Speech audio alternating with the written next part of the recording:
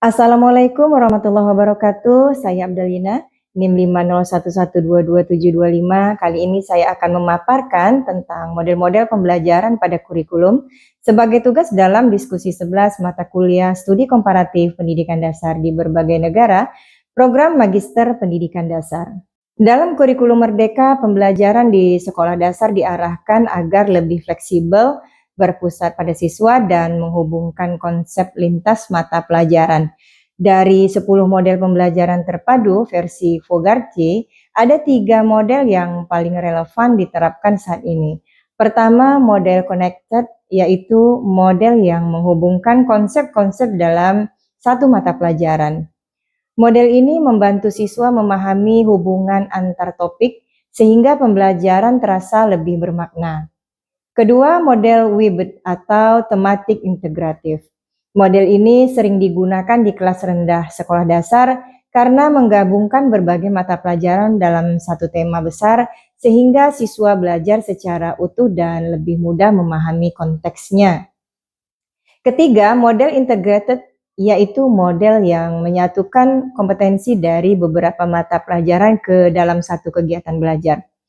Model ini paling sering muncul dalam proyek profil pelajar Pancasila yang mengutamakan kolaborasi lintas disiplin. Ketiga model ini merupakan model yang paling sesuai dengan karakter kurikulum Merdeka yang menekankan fleksibilitas, keterpaduan, dan pembelajaran yang autentik. Pembelajaran tematik terpadu yang saya implementasikan di sekolah saya, SDN 001 Letung, Kepulauan Anambas, bertujuan untuk memfasilitasi siswa belajar secara utuh melalui keterhubungan antar materi, sehingga konsep tidak dipahami secara terpisah, tetapi sebagai satu kesatuan yang bermakna. Tujuan utamanya adalah mengembangkan kompetensi siswa secara komprehensif, meningkatkan pengalaman belajar yang kontekstual, serta menumbuhkan kemampuan berpikir kritis, kreatif, dan kolaboratif sesuai tuntutan kurikulum.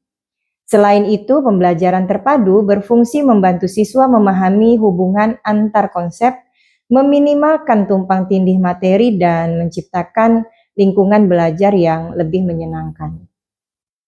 Landasan pembelajaran tematik meliputi landasan psikologis, pedagogis, dan kontekstual.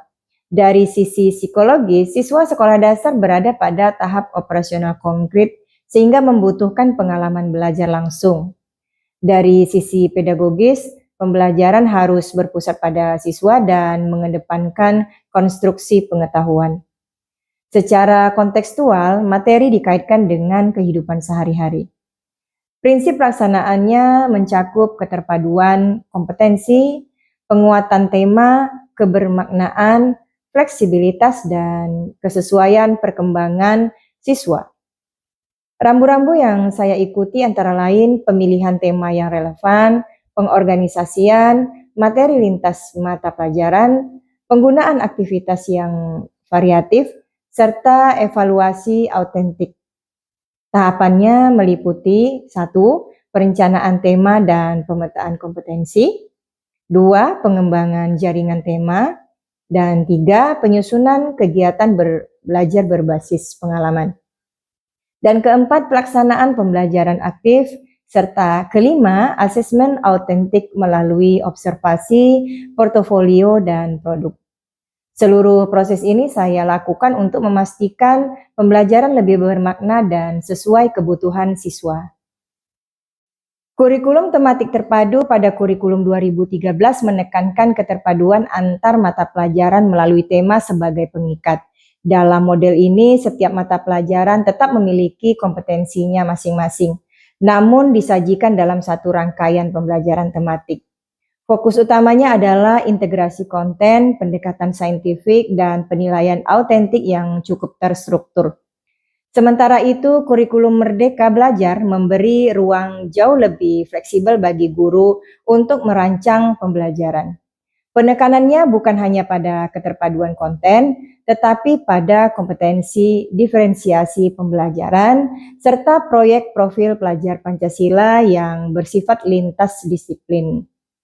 Guru dapat memilih atau mengembangkan alur tujuan pembelajaran sesuai kebutuhan siswa, dan asesmen dilakukan lebih berfokus pada perkembangan kompetensi.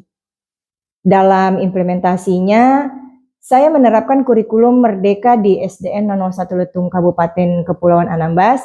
Di sekolah tersebut, saya mengembangkan pembelajaran yang lebih fleksibel dibandingkan kurikulum 2013. Misalnya ketika mengajarkan topik energi di kelas 3, saya tidak hanya mengintegrasikan mata pelajaran melalui tema, tetapi juga menambahkan proyek sederhana seperti pengamatan penggunaan energi di rumah dan di sekolah agar siswa belajar secara kontekstual. Selain itu, saya menerapkan asesmen formatif harian untuk melihat perkembangan kompetensi secara berkelanjutan. Pendekatan ini membuat pembelajaran lebih hidup, relevan, dan sesuai kebutuhan siswa di daerah saya.